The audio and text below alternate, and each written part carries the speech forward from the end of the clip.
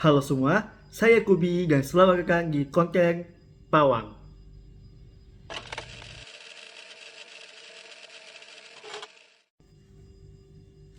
Nah, pada kesempatan kali ini saya akan membahas mengenai kenapa penggunaan bahasa Indonesia yang baik dan benar sudah sangat jarang sekali untuk kita jumpai atau kita temukan di masyarakat. Tapi sebelum itu saya akan memberikan sedikit pemaparan mengenai apa itu bahasa Indonesia. Bahasa Indonesia merupakan bahasa nasional dari negara Indonesia yang berasal dari bahasa Sanskerta. Bahasa Indonesia sendiri pertama kali disinggung pada tahun 1928 di Sumpah Pemuda dan pertama kali diresmikan pada tanggal 18 Agustus 1945. Nah, selanjutnya kita masuk ke inti acara, yaitu fase pertama adalah mengapa penggunaan bahasa Indonesia yang baik dan benar sudah sangat jarang untuk kita temui di masyarakat. Nah, hal ini berdasarkan asumsi ataupun analisa saya ya. Yang pertama yaitu munculnya bahasa gaul ataupun bahasa slang. Bahasa gaul sendiri merupakan bahasa non-formal yang dimodifikasi dari bahasa Indonesia yang biasanya populer di kalangan anak-anak muda ataupun remaja. Nah, bahasa gaul ini sendiri memang sering untuk digunakan ataupun dipakai oleh anak muda karena memang terkesan lebih nyaman ataupun terkesan lebih santai. Ya, karena memang menurut sebagian pendapat dari anak muda ataupun generasi muda bahwa bahasa Indonesia yang baik dan benar itu terkesan kaku dan juga serasa saat berbicara dengan orang lain itu tidak akrab. Maka dari itu anak-anak ataupun siswa-siswa dan para generasi muda lebih memilih untuk menggunakan bahasa gaul dan bahasa slang karena terkesan lebih tren, lebih populer, lebih kekinian, dan juga lebih santai. Nah, selanjutnya untuk asumsi yang kedua adalah maraknya penggunaan media sosial. Nah, sebenarnya sih penggunaan media sosial itu bisa berdampak baik, bisa berdampak positif ya. Karena memang berisi informasi-informasi yang positif dan juga ilmu pengetahuan yang mungkin kita belum tahu. Tapi di samping itu, media sosial juga bisa berdampak negatif karena konten-konten negatif juga bisa masuk ya, konten-konten yang tidak mendidik juga bisa masuk sehingga ya penggunaan bahasa Indonesia juga bisa terganggu gitu. Ya, apalagi media sosial itu bisa menghubungkan kita dengan berbagai orang di luar negeri atau mancanegara. Ya, apalagi ya konten-konten juga bisa masuk ke Indonesia sehingga ya mungkin sebagian besar ya masyarakat saat ini itu lebih tertarik untuk melihat konten-konten dari luar negeri karena memang ya kita jarang untuk melihat orang luar negeri itu. Jadi kita lebih tertarik dengan orang-orang luar negeri ya. Sehingga penggunaan bahasa asing itu juga masuk ya. Seperti itu. Nah, karena penggunaan bahasa asing ini juga masuk, maka kita akan masuk ke asumsi yang ketiga. Sebenarnya asumsi yang kedua itu lanjutannya di asumsi yang ketiga, yaitu adalah masuknya bahasa asing.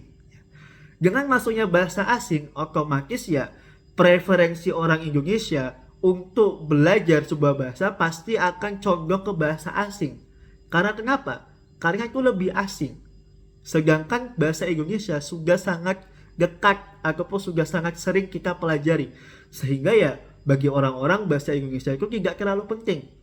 Mereka lebih memilih untuk belajar bahasa asing, untuk memberikan pengalaman baru dengan belajar bahasa asing, sehingga mereka bisa berkomunikasi dengan orang-orang yang ada di luar negeri. Maka dari itu ya memang hal ini bisa mengganggu penggunaan bahasa Indonesia yang baik dan benar karena kenapa? Ya, dengan masuknya bahasa asing, maka juga akan ada modifikasi bahasa lagi. Ya, salah satu yang mungkin populer ataupun terkenal di Indonesia adalah bahasa Jaksel. Bahasa Jaksel adalah sebuah bahasa modifikasi yang berisi campuran antara bahasa Indonesia dengan bahasa Inggris. Nah, bahasa ini dinilai sebagai bahasa gaul, bahasa yang populer, dan juga bahasa yang kekinian.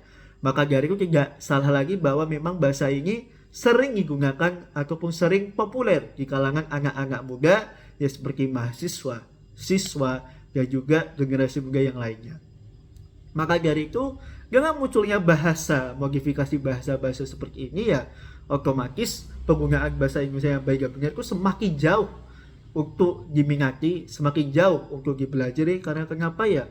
Mereka menganggap bahwa bahasa Indonesia itu sudah tidak relevan, yang baik dan benar.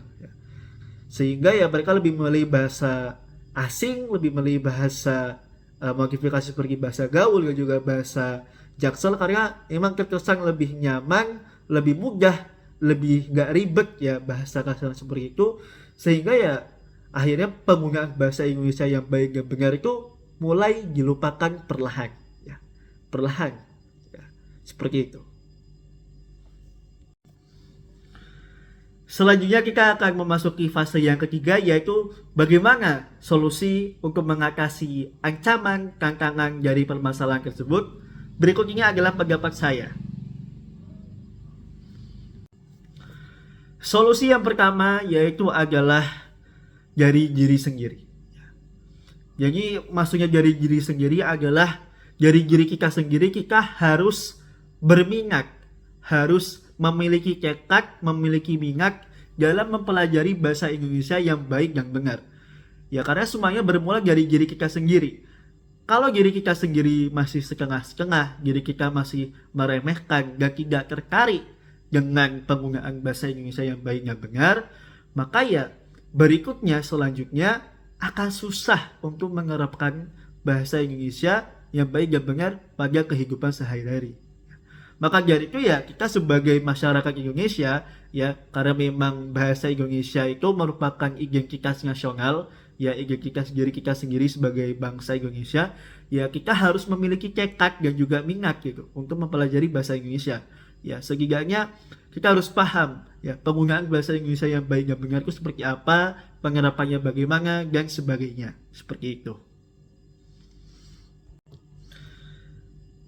Nah, kemudian untuk solusi yang kedua ya, yaitu adalah peran orang tua. Jadi karakter seseorang itu dibentuk saat dia masih kecil. Maka dari itu memang peran orang tua sendiri adalah peran yang sangat krusial bagi pertumbuhan anak tersebut.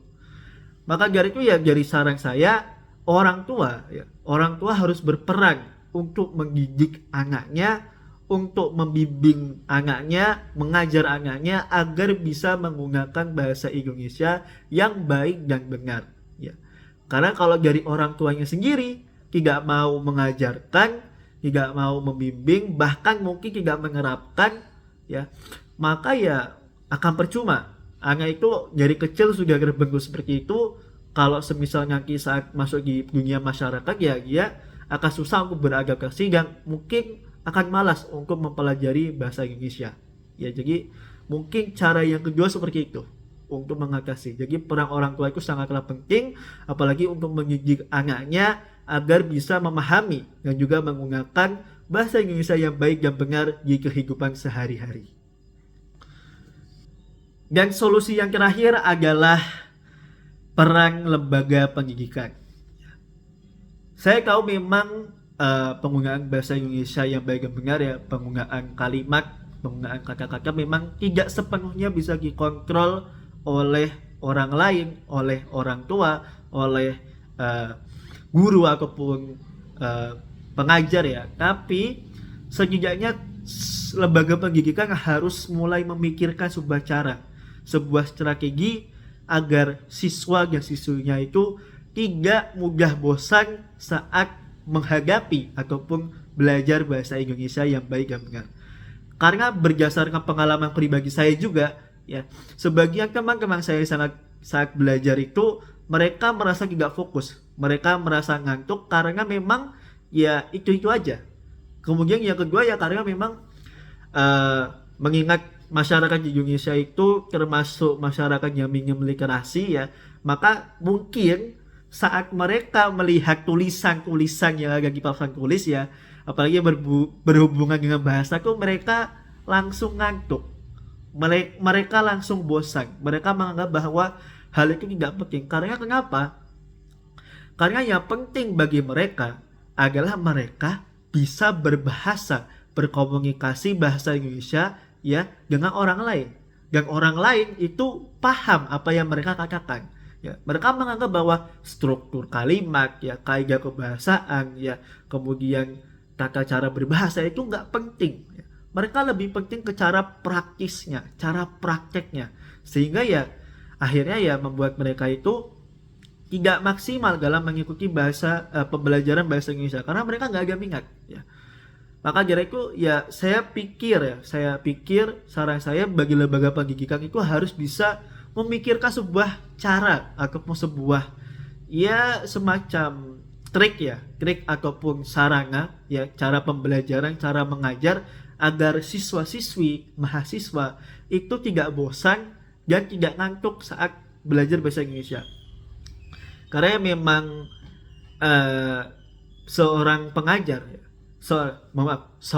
sebuah pembelajaran ya, walaupun pembelajaran itu tidak disukai seperti mungkin matematika, fisika ya yang susah-susah seperti itu atau mungkin bahasa Indonesia yang mungkin serasa ngantuk, kalau jika pengajarnya itu menyenangkan maka ya hal itu tidak jadi masalah ya, mereka akan mulai tertarik, mereka tidak akan ngantuk, mereka akan mulai berminat karena ya pengajarnya ya yang mengajar itu menyenangkan dan juga seru.